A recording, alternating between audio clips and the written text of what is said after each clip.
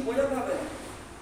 অর্থাৎ আমার অ্যাপিয়ারেন্স এমন হবে, আমার বেশভূষা, আমার কথাবার্তা, আমি আজকাল মুখে দাঁড়িয়ে জামা পরে গেলাম কালবাড়ি গাজন করতে, ছেলেটা কি বলবো, পাগল এসে করবো নাকি, আমার কথা যাবে সে ঠাকুর ইউনিফর্ম দিয়েছেন আমাদের।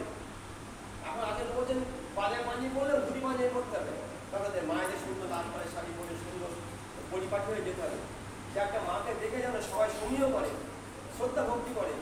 ঢুকলেই যখন 10টা মা ঢুকবে না এরকমভাবে পড়ে যতই বিরূপ ভাব থাক সে গলে যাবে, সে আর সে কথা না শুনে পারবে না।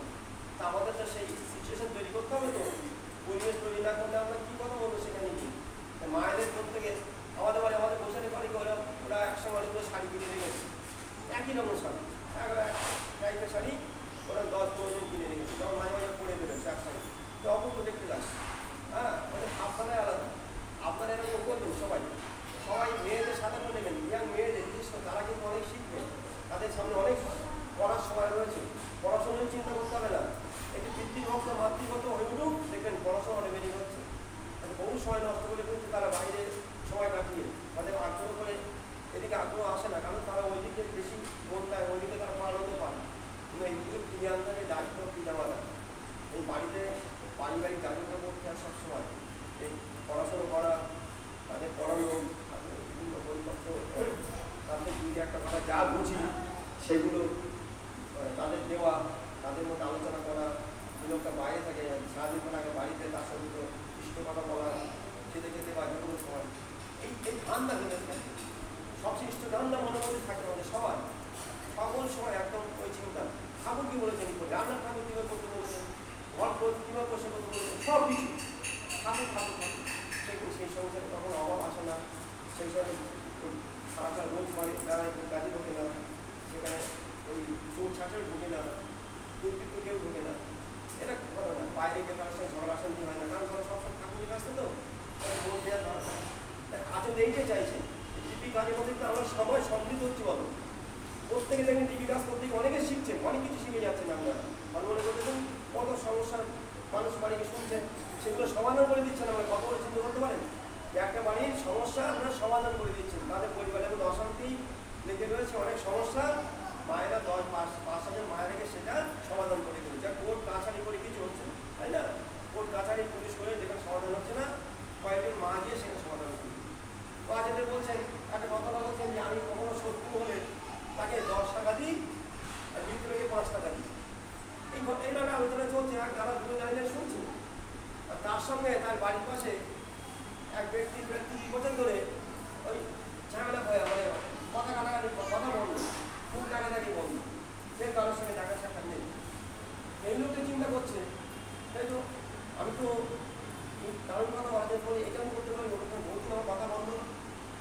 বাড়ি প্ল্যান করে কী করলো, বাড়ি গিয়ে বউর আলোচনা করে পরিবার আলোচনা সবসময় ঠিক করলো, বলে সবসময় দিন দল বেঁধে সেই আগের দিন দল বেঁধে তার বাড়িতে গেল, কারণ আমার বলুন ঢোকে না বাড়িতে গিয়ে আচার্য বলছে কালকে আমাদের সৎসঙ্গ, আপনারা সবাই মিলে আমাদের যাবেন, খুব আনন্দ পাবো, আমরা সবাই যাবেন, কেউ বাদ যাবেন না। এই এত আপত্তি নিয়ে বলা একটা আমাকে বলতে এমন নয় কি বলেছে, সেরকম একেবারে ভেঙে পড়েছে। তার মধ্যে যে দ্বন্দ্ব ছিল, যে রাগ দেশ সব চলে গেছে। তারা হচ্ছে এই তো এত মানুষ এসছে, এরা ভালোবেসে এই আমরা যাবো বলে সবাই, তারা সবাই আসলো। 30 বছরের যে ঝামেলা ছিল, যে দ্বন্দ্ব বাধা ছিল, সব কেটে গেল নিমেষে। আচরিত ছোট্ট একটা কথা বলি দিই, এর মধ্যে সৎসঙ্গের এমন একটা কথা বলে ফেলবে ঠাকুর দয়, পরিবারের মানে দীর্ঘদিনের যে সমস্যা কেটে যেতে পারে, দীর্ঘদিন রোগ বলে কেটে যেতে পারে। আপনারা পরম বন্ধু, আপনারা জানেন না, ঠাকুর জগতে বিশাল ব্যাপার আপনাদের দায়িত্ব রয়েছে এখানে। ঠাকুর এইটাই চাইছে যে মানুষের বাড়িকে এইভাবে সমাধান করে দিন, এখানে পুলিশ কোর্ট কাছারি কিছু লাগবে না, বলে দিলে বেশ দিন দিন বেড়ে যাচ্ছে, হাজার করছে, জমে যাচ্ছে, মানুষ মরে যাচ্ছে, বেশ শেষ হচ্ছে না। আমরা সব চিন্তা করবো না, আমরা চিন্তা করবো আমাদের আচার্যের মাথা মারা আছে, যা বলেন তাকে ভালোবেসে তাকে জিজ্ঞাসা করে কাজ করবো, আর ঠিক মতো ডিপি কাজ করে যাবো, শিক্ষাপত্রের কাছে যাই তখন এসছে, এ কিন্তু চলতেই থাকবে, কোনো বন্ধ হবে না। কিন্তু যতদিন বেঁচে থাকবো আমার মূল কাজ ডিপি কাজ, পৃথিবী যতদিন আমি থেকে যাবো, আমি প্রত্যেকদিন ডিপির কাজ করে যাবো। এই কাজের মধ্যে দিয়ে আমি আমার পরিবার সবাইকে আমি সুখী রাখতে পারবো, গ্যারেন্টি দিয়েছেন ঠাকুর। সৎগুরু শরণাপন্ন হও, সৎ নাম মনন করো, সৎসঙ্গের আশ্রয় গ্রহণ করো। আমি নিশ্চয় করে বলছি